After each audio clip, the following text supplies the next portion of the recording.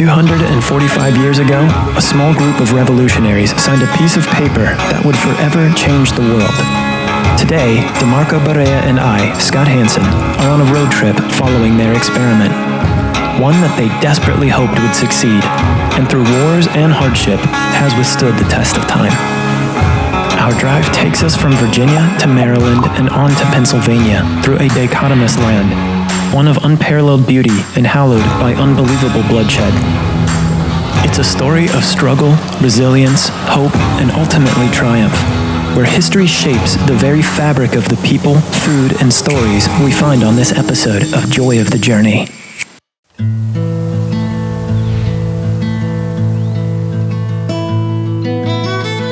Orange, Virginia was established in the 1730s. Today, its homes from the American Revolutionary War are restored as wellness sanctuaries for weary travelers. Its agricultural spirit nurtures the story of a people who are as diverse as the plates at a barbecue dinner. So we drove, as we always do, through endless farmlands on a journey into the past. I mean, I feel like you can go on a website and you could read books all you want about history, but with going to these places physically to immerse yourself, you can literally become part of history. Yeah. And the power of being part of history is just so incredible. And now we're gonna go experience James Madison's Montpelier. Yeah, so talk to me about James Madison. I mean, James Madison is this pretty amazing man who was inspired by T. Jefferson, and actually Thomas Jefferson gave him a bunch of books, and he was the creator of the big three reasons that contributed to the Constitution of the United States. So we're gonna go to his home, where he was just sipping a cup of coffee, like we're sipping a cup of coffee, and where he was, actually in the process of existing to create these things.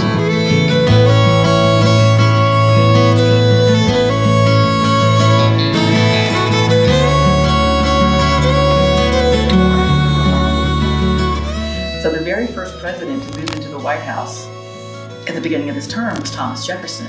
The very first married couple to move into the White House as president and first lady was James and Dolly. Wow. And that So she's the true first lady. She is the first lady. Wow, that's very powerful. Don't tell Mark. I would say that Dolly and James had almost perfectly complementary skill sets. He was intensely intellectual, but also an introvert. So people couldn't always enjoy his personality. She was completely the opposite. She was the extrovert who drew people in. And without Dolly, James would not have been the person that he was. So they would have entertained in this room, something that Dolly was very well known for. But we would advocate for the fact that she wasn't just good at entertaining, that she really was the first female diplomat in the United States, because she's bringing together many people from all sides of the political conversation in a way that James really was not capable of doing. And I think she also had the kind of personality where anyone talking to her thought they were the only person alive in the whole world. She had that kind of gift. And she used that in support of her husband's and her own political and social ambitions.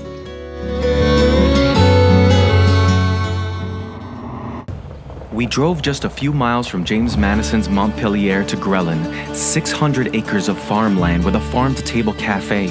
It was designed by its owners to celebrate Virginia's sustainable agricultural lifestyle and express their deeply rooted love for the land. So we submerged into a smorgasbord of golden beets, pickled red onion, Caramount farm goat cheese, and a flight of a dozen handmade ice creams that left us nodding our heads and waving our utensils with pure delight. From there, we jumped on a kabuta and took an adventurous ride through the 3.9 miles of trails, exploring the natural beauty, tree nurseries, and landscapes.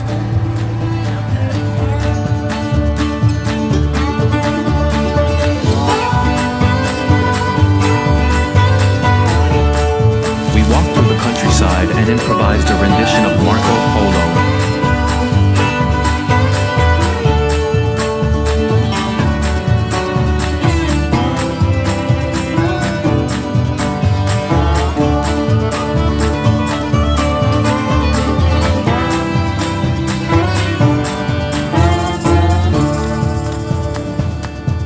It's not a road trip through Virginia without a stop at the Barbecue Exchange. We met with Puerto Rican chef Craig Hartman, whose special recipes included ice-cold cerveza, ribs that fall off the hueso, and a side of local history. So back in the day, the Virginia barbecue was a thing. Virginia was around since the 1600s, was a territory. You can say Virginia is the inventor of American barbecue. So would Thomas Jefferson have had barbecue? he would. Basically, what they found out, and actually at James Madison's Montpelier, they unearthed, the archaeologists unearthed a pit that have the remains of these pigs. When I say remains, different charred bones. And we talked about this story of the meaning of America because a lot has changed since TJ, Thomas Jefferson, wrote the Declaration of Independence. So I just wanted to ask you what America means to you. You know, for me, I'm a chef, and I love cooking food from a historic kind of inspiration. And so when you ask what's America, I look back to the people who actually created this food. So we have the different meats, all on green hickory, because green hickory is the flavor of the South. I gotta drop this, man. Virginia barbecue, it's not a food style, it's a celebration. You get people together, you take all day to cook it. It takes a while so that people can witness the work and love and effort you put into it, so that when they finally eat it, they can appreciate it.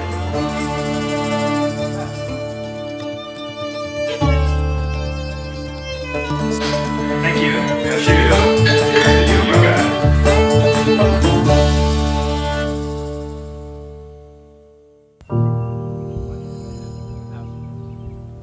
Everything here at Montpelier is literally supported and held up by the labor of people held in bondage who physically built this nation and enabled people like James Madison to have the time for the education and time for writing and reflection that created the philosophy and the documents behind our democracy.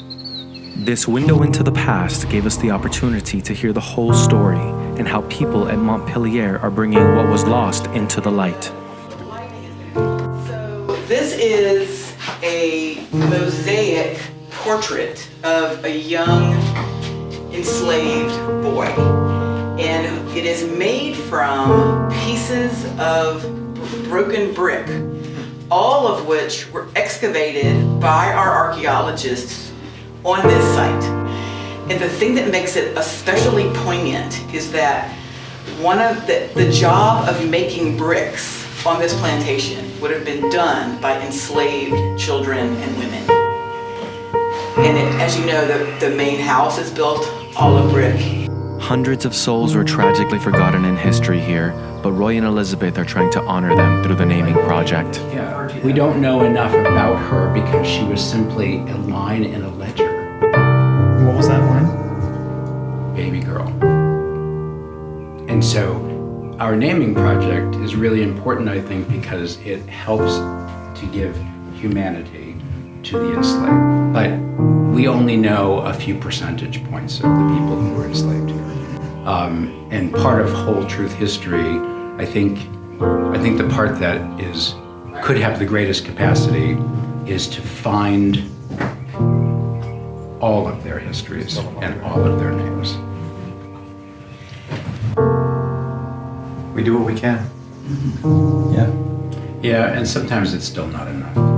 I think that's the difficulty, I think, for me, for many of the staff here, is that learning from our history is so critical, and we wish we could see more people here to share that with them, and I think that's the reason I'm here.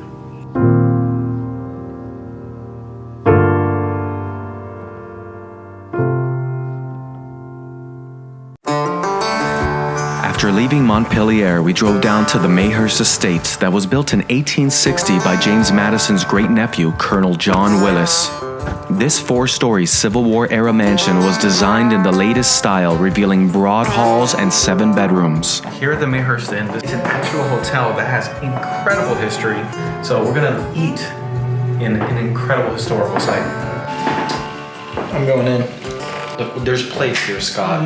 There's beautiful plates. Dude. There's silverware. This is a historical place, and you're just grabbing I a just steak. ate steak in a place where a Civil War soldier carved his name in the windows That's upstairs. pretty epic, actually. That's It's pretty epic cool. as shit. Yeah, that's awesome. I think we should eat with our boys. Yeah, you want to let the team have a little bit of food here? Yes. I liked it. Dude, that's interesting. So the place that we got food from is called Provisions. And we're having provisions here where the Civil War soldiers ate during a Civil War encampment. I like that vibe. Cheers, gentlemen. Cheers. To making history.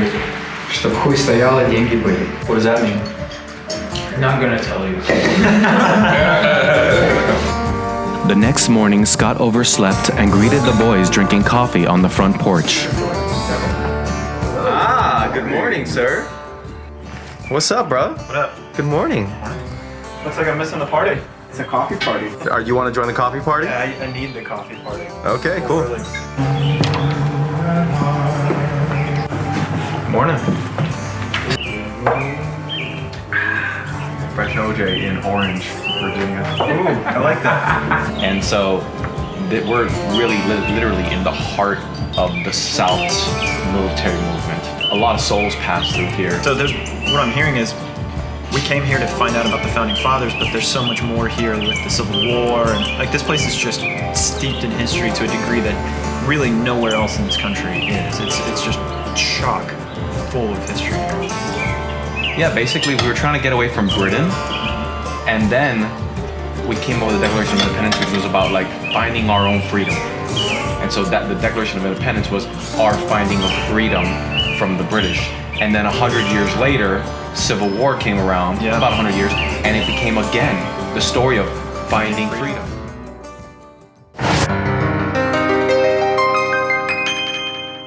To our 4th UNESCO site, Number 4. Monticello, Thomas Jefferson's home here in Virginia. And this is pretty epic, man. This is really epic. Yeah, so here's the interesting thing. The same history and principles that he designed into the Declaration of Independence came from ancient Greek. Wow. And so he took that same information from their architecture and designed this in the same way. So the Declaration of Independence and the architecture of this are taken from the same historical source. There was a tangible sense of completion as we walked the grounds of our 4th UNESCO site following our last episode on the Lewis and Clark Trail. Their journey was a direct order from Thomas Jefferson, and his home was littered with artifacts from their expedition. Dude. 4th UNESCO site in the bag. Number 4. Thomas Jefferson's home in Monticello. That's right, Monticello. Right here behind us. Right here in Charlottesville. Take a look at this. Look at that. And I also want to show the viewers the view that's over that way. Walk with me, brother, walk with me. Yeah, let's walk. Walk and talk. We're gonna walk along the same red bricks that Thomas Jefferson would have when he was retiring at the end of his life. This is where he came to spend the end of his days. And dude, I gotta say, what a place to spend the end of your days.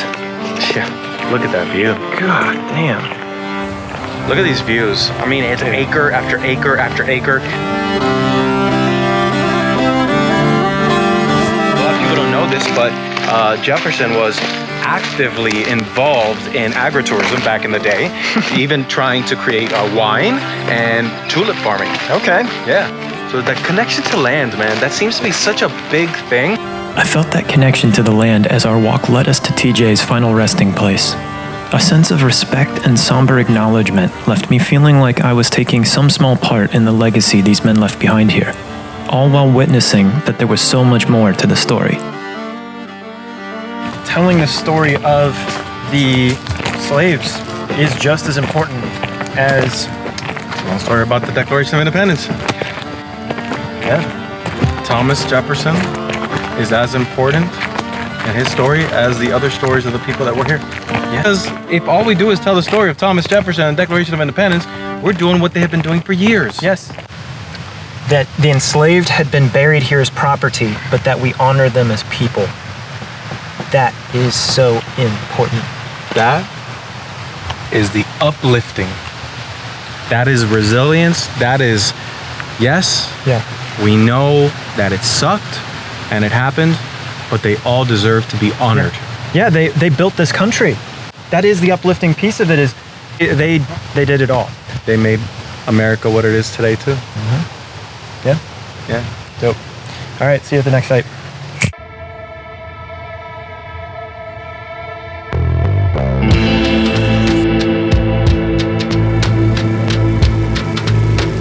Dude, I'm really digging this road trip through the past kind of vibe that we've got going on right now. It's really cool. Some of the fun is just seeing something and exploring it for ourselves, stopping and taking a look. You keep on going and you finding new things along the way that remind us of how truly connected we can be to the past. Yeah. Now, I know that I say we can be, we actually are. Yeah. We're always connected to the past. However, the more specific things that we learn about our past, the more greatly we can feel connected to those things. 5 million acres of land were granted to the Culpeper family in the 1600s by King Charles II. This land was later inherited by Thomas VI, known as Lord Fairfax. Today, this place points us to the incredible stories of men like George Washington and George Mason, whose connection to the land, desire for sovereignty, and crafting of wine and whiskey was an intrinsic component of the early American spirit. So we went to Paradise Springs in Clifton, Virginia to swirl and sip some of the soulful Virginia wine. So I guess first let's start off with a little splash of this. Okay.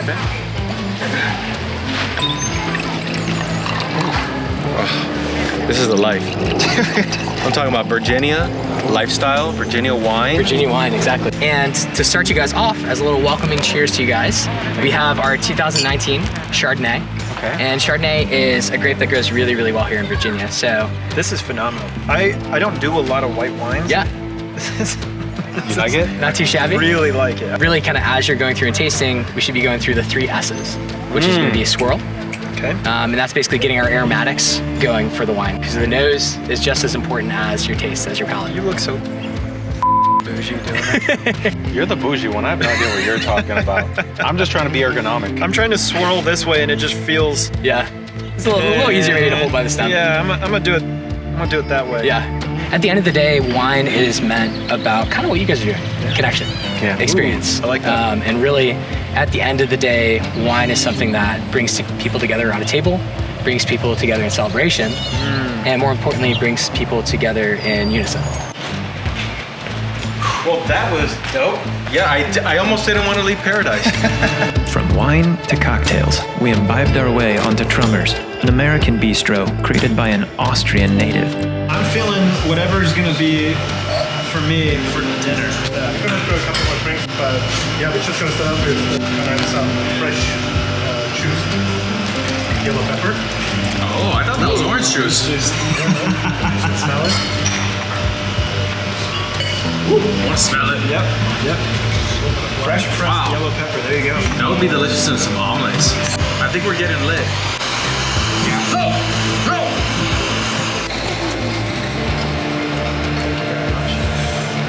Cheers.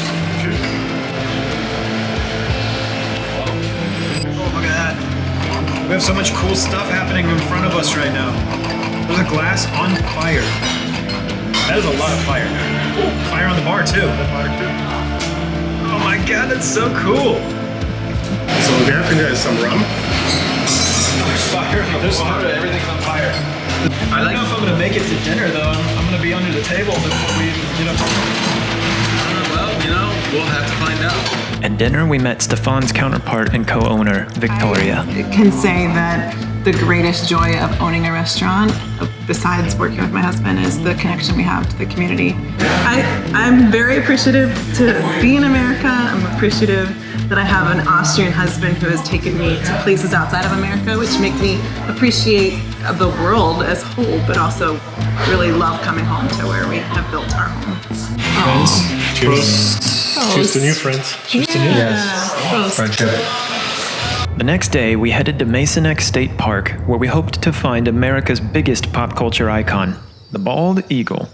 The King's Street up here, that's a bird refuge, and you'll see why once you get up the creek.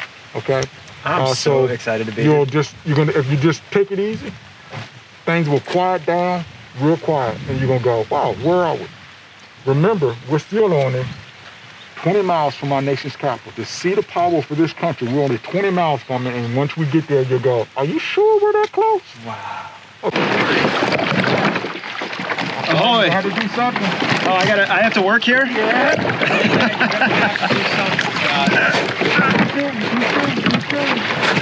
It's shallow here.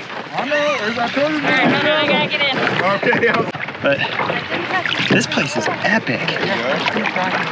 We're hanging out with some rangers as they're gonna show us around. Whew, I'm ready to set off. This is cool. Oh, good. My Uber's here. Here, keep going. Come here. Get out of here. It's mine. Get out, Bo. Get off of me. Jeez. I need a tow. Yeah.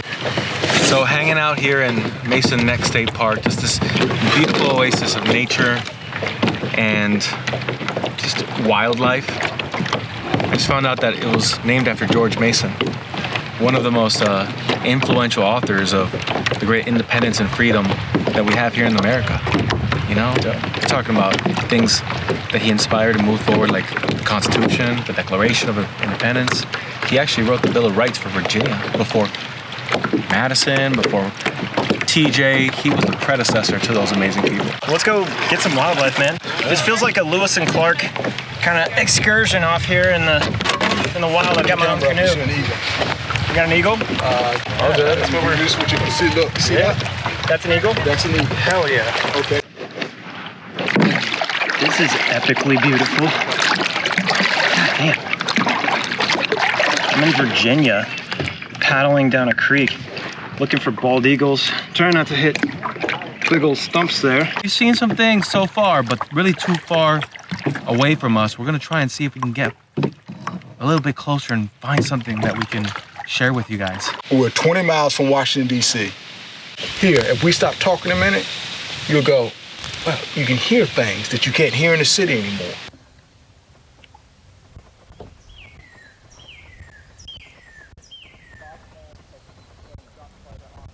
You hear everything.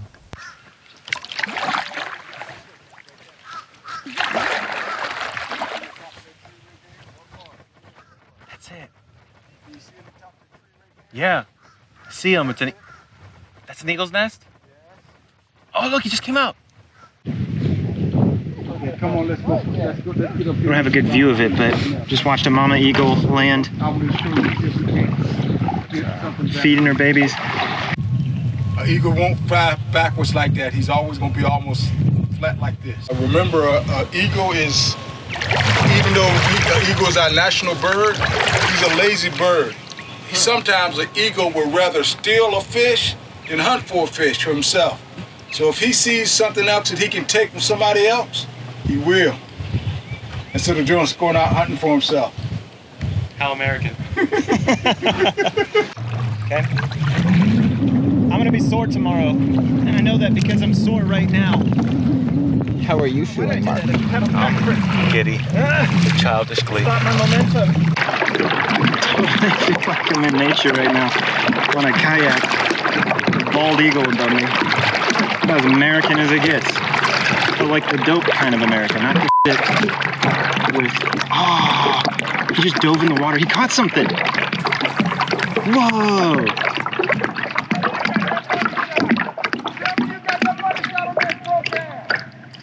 Just had an eagle dive down in front of me to catch a fish. Amazing experience. Just the way you are. I am.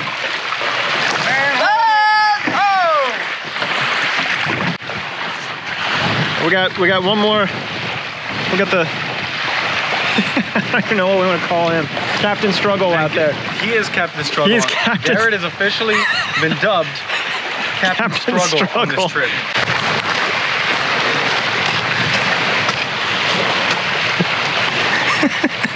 After a change of wardrobe, Scott and I drove up to Gunston Hall to discover a little bit more about the man who the state park was named after. Mason's 18th century Georgian mansion sits on a 5,500-acre plantation. From here, he wrote letters to influence people like James Madison and Thomas Jefferson. Older than Jefferson's place. You know what? I wonder if Mason or Jefferson ever just sat down here and ate a peach together. For sure Washington and Mason, because they were neighbors. Dude, this is the life though. These guys had it, they knew what they were doing here. They knew what they were doing. These beautiful fields and acres of trees and birds singing everywhere. Mason was a neighbor to George Washington and Thomas Jefferson, sharing letters, philosophy, and even some fruits. Washington, who, you know, they're proper neighbors. They're always swapping seeds and cuttings and plant materials. We also have letters where these seeds are going. Mason sends seed pits to Thomas Jefferson, and at the same time, there's always this discourse of politics, like right before the Revolution, he's writing Jefferson, really wish you would stay governor because I don't think I'm gonna like who's gonna run next. And by the way, here's some peach pits. They're coming with my son. Very detailed way to plant them because if you mess it up, anyways, he's being a little bit meticulous. He's kind of a micromanager, we think, from his letters. It seems like food. Yeah, they were. Something from the land was always like a gift. Yeah, and that was a challenging thing. Pineapples are being exchanged on the same ships that are carrying people who are enslaved to Virginia and elsewhere. So it's all connected to this triangular transatlantic slave trade. So it's just really complicated because you have this figure, George Mason, and many of the others you visited who have some really awesome things to say about humans and the rights that they should have and that should be protected. They give a really good program for doing that. Mason's refusal to sign the first draft of the Constitution led to the U.S. Bill of Rights. You're talking about rights, American rights. Yeah. We've come a long way. Sure. George Mason at the Constitutional Convention objects. He says, I won't sign, which Washington really was upset about. Yeah, they're neighbors. He's like, they're friends. Hey, we're neighbors and you're not signing this thing we're trying to put together. What's going on? Exactly. He really wanted there to be unanimous support. Mason objects though because one, it doesn't have a Bill of Rights. That's the biggest problem for him. Secondly, it allows for the continued importation of new slaves from Africa. So he wanted the transatlantic trade to end, even if he wasn't willing to end slavery at Gunston Hall, under what he could control. And he'll ultimately say, well, if we've got these Bill of Rights, I can put my name to it. It's really fascinating because you have Hamilton and you have Madison and Jefferson, a lot of really brilliant political thinkers, and they all thought that three-branch government, federal, state system could work and protect people's rights. And George Mason and others are saying, yes, those things are good, but we need this stuff explicitly laid out, stated. And we've seen with history that it's hard, even with the Bill of Rights. And we've added to that and expanded franchise and all of these other things, but it's been really positive for our American system.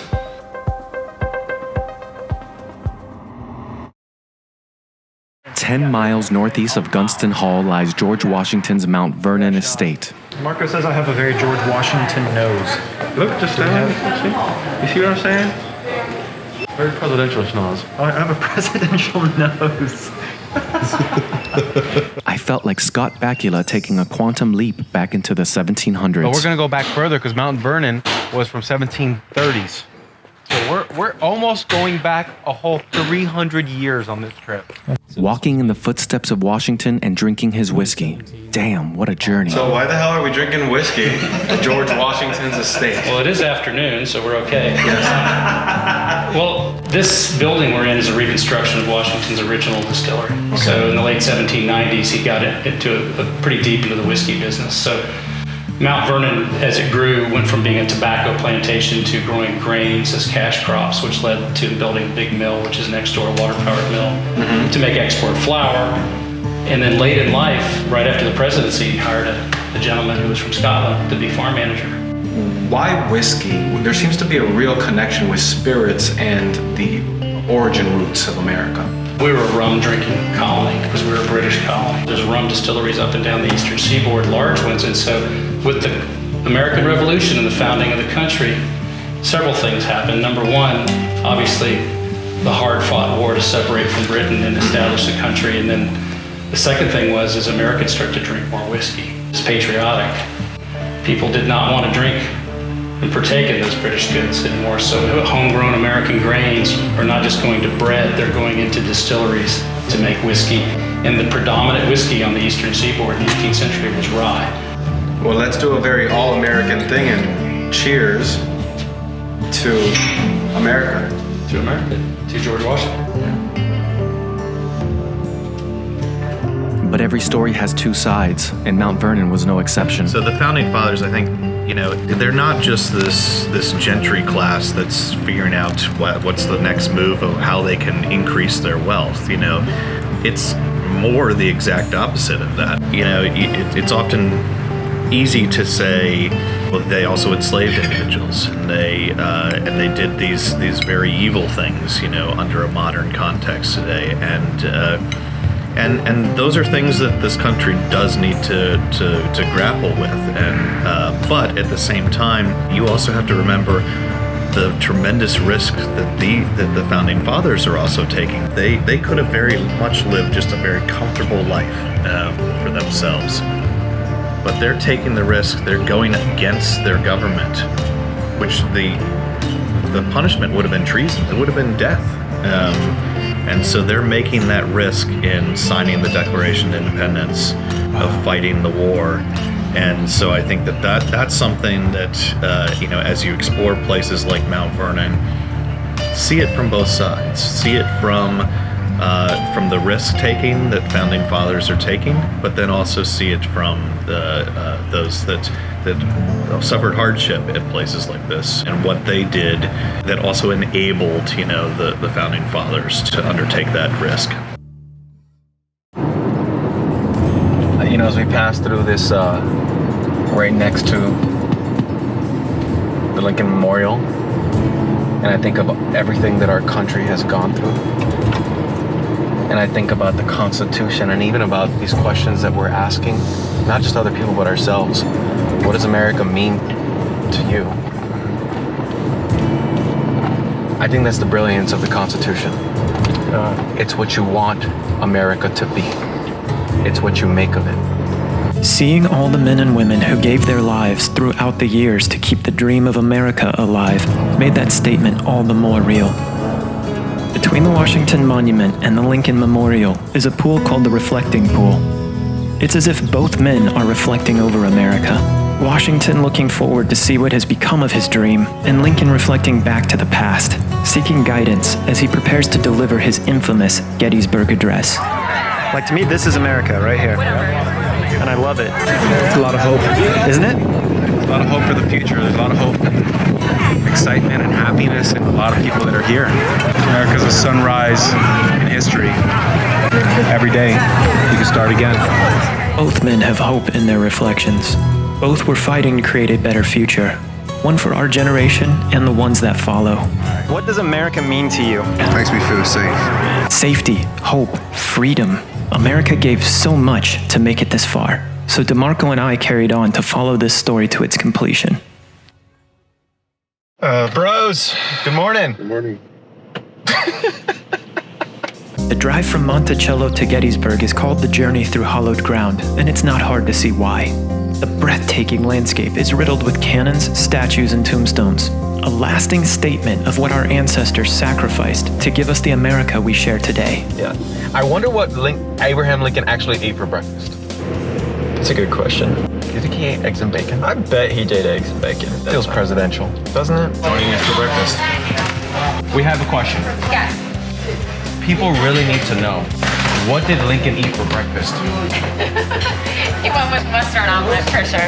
The people asked, the people have spoken, and now we know. Western. All right. See on the other side of this food. Gettysburg is blessed with historical charm, including the Federal Point Inn, an 18-suite luxury hotel that was originally a school for children. Welcome to Mr. Ed's Elephant Emporium. I think this elephant has a thing for you. Look at that eye she's giving you right there. Yeah. This elephant's she's checking you out. Checking you out. Yeah. I reconnected with my inner child walking through this multi-generational museum. Nicole, Mr. Ed's granddaughter, showed me what 50 years of collecting elephants looks like. I even came across a very surprising artifact.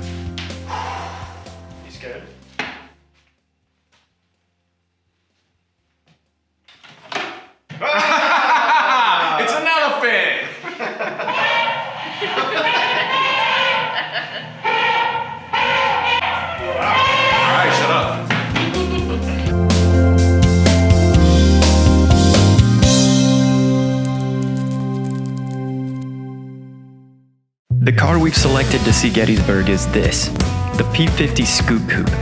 Fire engine red, flashy European design and alloy rims. There is undeniable sex appeal to this two-seater Rogue. Not to mention the power one feels when starting up the Italian-made Piaggio 4-valve 49cc engine.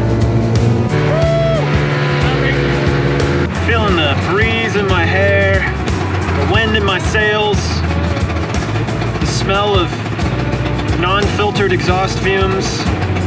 With a top speed of 30 miles per hour, it's easy to get carried away. Oh, shit. All right, we've arrived.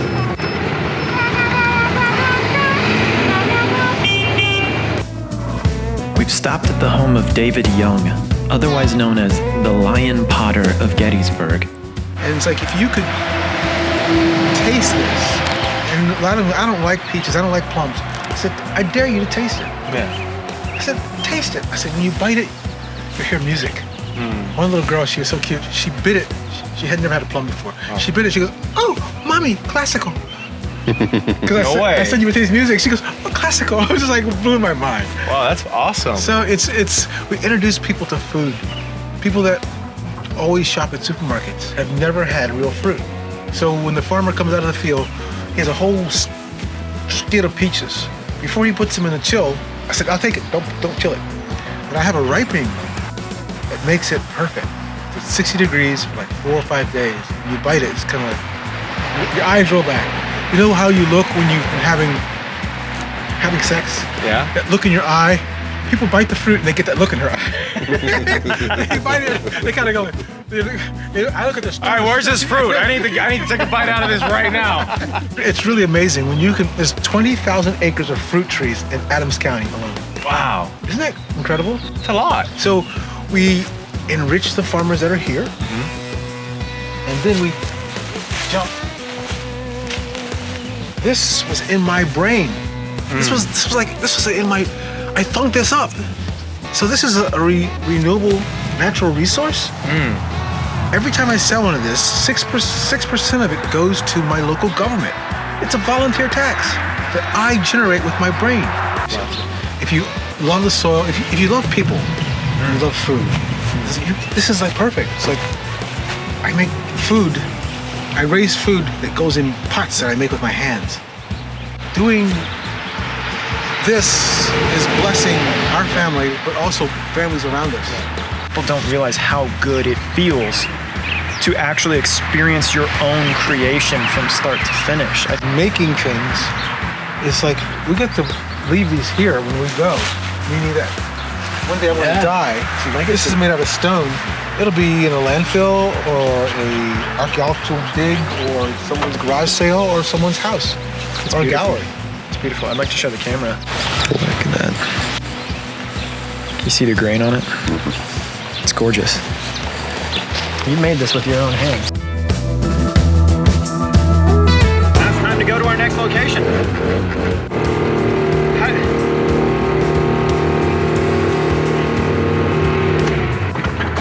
There's no reverse.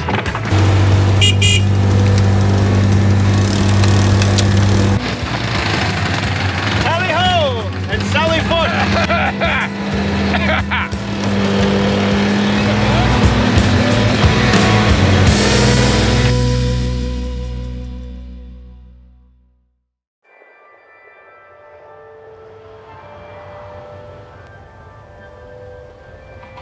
Behind this door and up these stairs is the whimsical home of Mr. Dobbins, a place where history meets magic and curious travelers can have a dinner in the past. This house is pretty epic. 1776, so we're eating in a room, the library of a home of a man who had 19 freaking children. 19 kids, 19 freaking kids.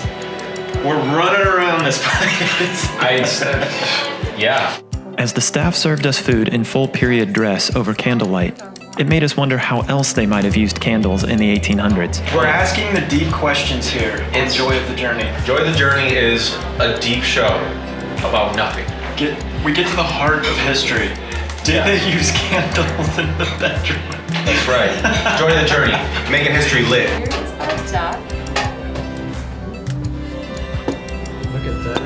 That's a Damn, dude. Sugar cinnamon on the side for you. That's a whole duck. The period-specific roasted duck was dwarfed by the colossal blue crab meat tossed in hot butter sauce. Here's what I'm gathering from the Dobbin House so far. So far, it's really legit. I thought this was gonna be more like one of those medieval times where it's one of those like quirky dinner and a show kind of things. But no, it's just like really immersive in history. So it's taking this kind of adult field trip thing for us and making me feel like I'm even deeper in that. Yeah, I mean, they're dressed up. I'm eating good food. We got candlelight. Got good company. It's romantic. Yes, one would take a friend to this place and A male friend, and would offer them wine and a complete supper. Ah, well, I'm having the wine. Out of what I'm putting on here. Look at that. How stylish. I know.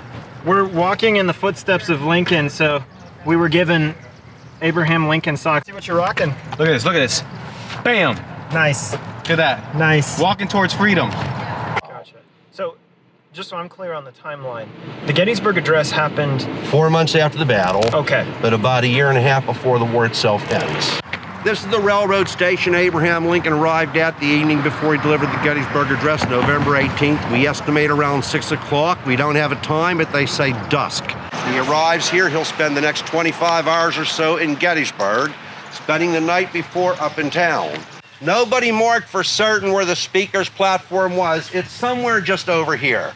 For this little town in the middle of nowhere, what happened here for these 3 or 4 days, just incredible for them to see. Some of these people never dreamt there could be this many people on Earth, let alone on this battlefield. But it's a very sad thing here, a very lovely place. I don't know of a prettier place on Earth. 77 years ago, our fathers brought forth upon this continent a new nation, conceived in liberty and dedicated to the proposition that all men are created equal. Now we are engaged in a great civil war, testing whether that nation, or any nation so conceived and so dedicated, can long endure. We are met on a great battlefield of that war. We have come to dedicate a portion of that field as a final resting place for those who here gave their lives that that nation might live. It is altogether fitting and proper that we should do this. But in a larger sense, we cannot dedicate, we cannot consecrate, we cannot hallow this ground. The brave men living and dead who struggled here have consecrated it far above our poor power to add or detract. The world will little note nor long remember what we say here, but it can never forget what they did here. It is for us, the living rather, to be dedicated here to the unfinished work which they who fought here have thus far so nobly advanced. It is rather for us to be dedicated to the great task remaining before us, that from these honored dead we take increased devotion to that cause for which they gave their last full measure of devotion, that we here highly resolve that these dead shall not have died in vain, that this nation, under God, shall have a new birth of freedom, and that the government of the people, by the people, for the people, shall not perish from the earth. Abraham Lincoln.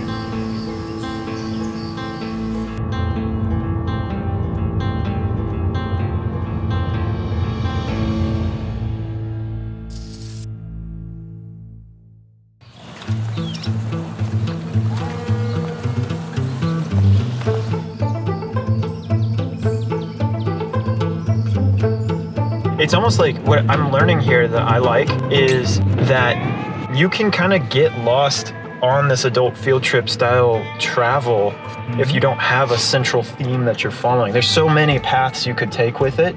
Kind of sticking to one path and then seeing where it leads definitely is helpful for this mode of travel. I was thinking about that this morning as the water fell from the shower head onto my luxurious body. Lucky you're short enough for that. That's a visual I didn't need. So continue with your thought. No, that's all. Oh, you were just thinking about it. Yeah, that's my thought. That's very... And now it's run its course. That's very insightful for our viewers. From the monuments in Mount Vernon to the stoic architecture at the harbor near Fells Point, Baltimore has been home to struggle, resilience, and entrepreneurship for centuries. We officially made it to Baltimore, B-more, and we are in the Mount Vernon Marketplace. It's a big, beautiful collection of American entrepreneurs feeding the city, and we are going to interview one Mrs. Kia from Fishnet. I was talking to a friend of mine that, America's always had this internal struggle, and that is so American, trying to have it all and thrift, coming from humble means and then, balling out of control.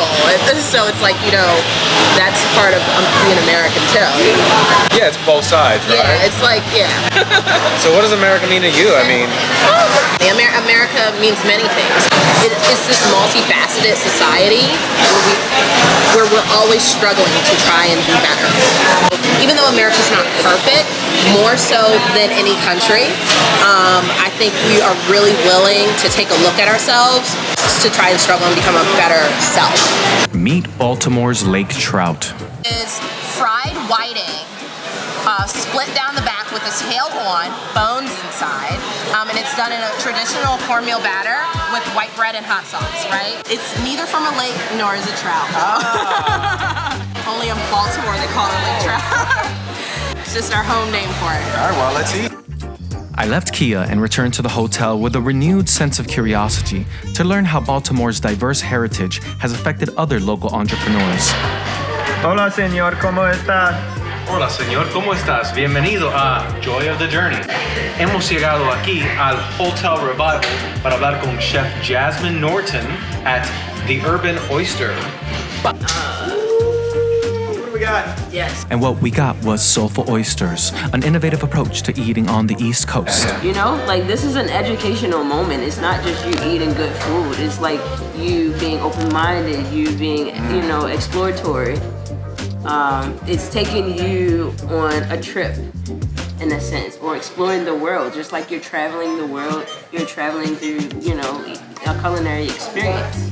And so we, took on this New Orleans tradition of the char-grilled oyster. It's kind of like people who don't want to eat sushi, so they do tempura. Exactly. My dad won't touch oysters to save his life. Really? Really? His day, yeah. Hanson Sr. I'm inclined to say that your dad may actually like these. I think he would love them. Yeah. I know my dad would like normal oysters because they're actually really freaking good. But Yeah. These look fire. Yeah. So we're here in beautiful Fells Point neighborhood with kind of like the harbor right around us. Ships everywhere. It's cool. We got this beautiful bust of Frederick Douglass, who was this incredible man who was born into slavery and within the first 20 years of his life escaped and found his freedom in the North, but came back here and created such incredible impact around the world with just his sense of spirit and education. The very place where Douglass entered Baltimore as a slave in the 1820s became the site of one of the most successful black-owned businesses. So what's interesting is, for the most part in America, industry was ran by white Americans. Yeah. But here, this location was constructed by Isaac Myers with 14 other African Americans to create the first fully owned African American shipyard in American history.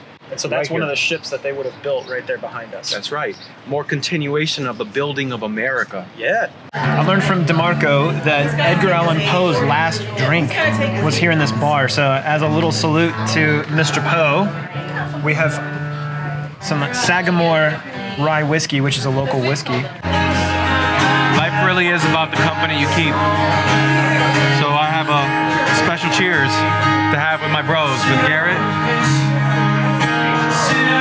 with Scott, and to you, Edgar Allan Poe. Cheers.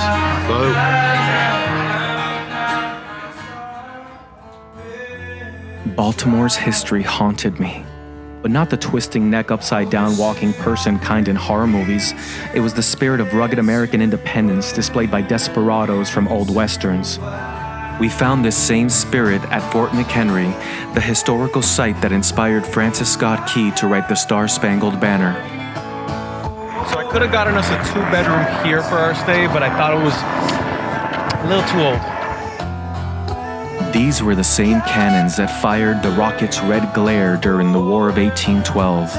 The same barracks that housed over 1,000 men witnessing the bombs bursting in air. A place and time where the country was dividing, and where you can still hear the whispers of the soldiers that walked over the ramparts, revealing the ominous Battle of Baltimore in the Chesapeake Bay.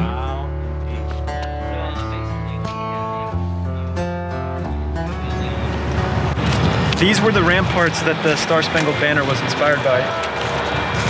We heard a story that the flag was being lowered while this was being bombed by the British.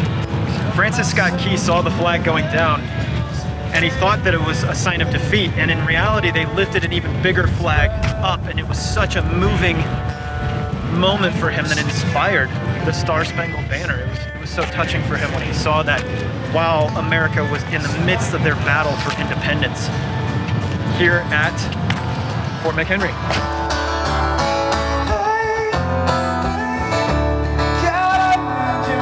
I had no complaints walking through Baltimore. I was embraced by its harbors, welcomed to experience its many diverse neighborhoods at my own pace.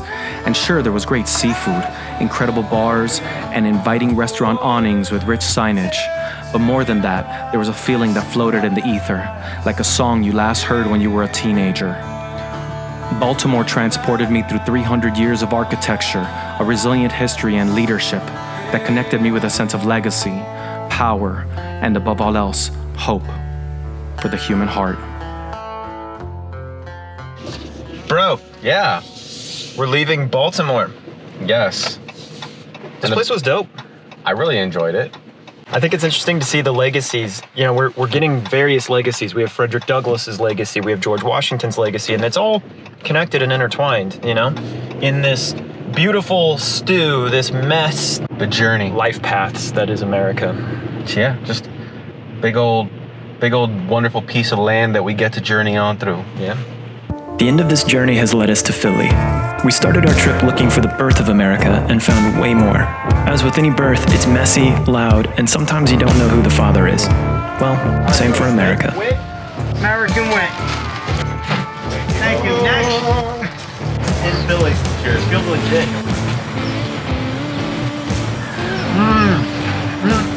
All hungry.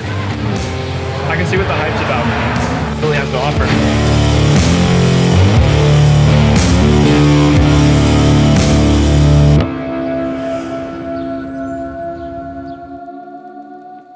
Just started this with just an idea. We didn't even have the idea. And all of a sudden now we've hit 5 out of 1,121. Making a dent. Yeah. Making a dent in the UNESCO sites. Yeah, we're at Independence Hall. This is where they signed the Constitution and the Declaration of Independence. No, what? I think they did both. Okay. But I don't know. Bill of Rights. We're gonna learn. I guess we should find out. Some important things were done here at Independence Hall. That's why it's a UNESCO site. I have no clue what those important things are yet, but we're gonna go figure it out. Yeah, let's. Thomas Jefferson. Did George Washington come here? He had to have come here. I mean, a lot of people signed a little document that seems to have been important for America. You know. And it's in that building right there. Yeah, so let's go find out what the heck it's all about. UNESCO site number 5. Yep, some important stuff happened here. In 1776, the experiment called America began when the Second Continental Congress signed the Declaration of Independence. 11 years later, in the same room, delegates to the Constitutional Convention created and signed an enduring framework of government, the United States Constitution. In Congress Hall, Ranger Baker painted a picture of what it must have looked like. I'll recreate it as well as we can. We can kind of start to picture this room in 1790. We can start to imagine these chairs filling up with the men in their wool suits, people like James Madison or Andrew Jackson in one of these chairs. And inside of this room, they set precedents and they formed policies and they established pathways that went on to be the tools that could shape a nation. And for example, here inside of this room, we had the first 10 amendments added to our Constitution. The 10 amendments we know today as our Bill of Rights. And the Bill of Rights certainly have shaped our nation again and again and again, and it continues to do so. These are rights that we use on a daily basis. But in addition addition, those amendments set a precedent. When they ratified that very first amendment, they opened the door for the amendment process to be used to expand our rights later on. And it's because of this that the amendment process was able to do things like expand voting rights when the time came. And how different would this nation look if we didn't have so many voices contributing their votes, contributing to the guidance of this nation as it moves forward? And when we think of some of our favorite things about this nation, or something that you really treasure about this country, and you trace it back to its earliest roots and its most basic beginnings, it's incredible how many trace back to what happened in this room in just 10 short years. It's bagged. In the bag. It was the first time that these documents were actually put to the test. You can write all you want, but until it's actually put into action, it doesn't matter. And so that to me is almost the most important thing of all of this, is the actually acting on it. It's not the signing of the document, it's acting on the document. Yeah, and it's about taking something that's in theory and seeing how it works in real life. Yeah, that's exactly it. And then, hey, it may not work as you thought it was gonna be, but as long as we keep on trying, then maybe we can figure out how to make it better. And that's where all the future amendments came in and got added to the Constitution. The other thing that comes up for me that I think is really cool is we learned in there that the whole world was watching what happened in Congress Hall. The whole world. And they still today, the whole world is watching the experiment called America. I guess we're just gonna have to wait and see how this turns out. 5 UNESCO sites down, my brother. We're just getting started. A lot more to do, a lot more to go see. I'll see you on the road. See you on the road.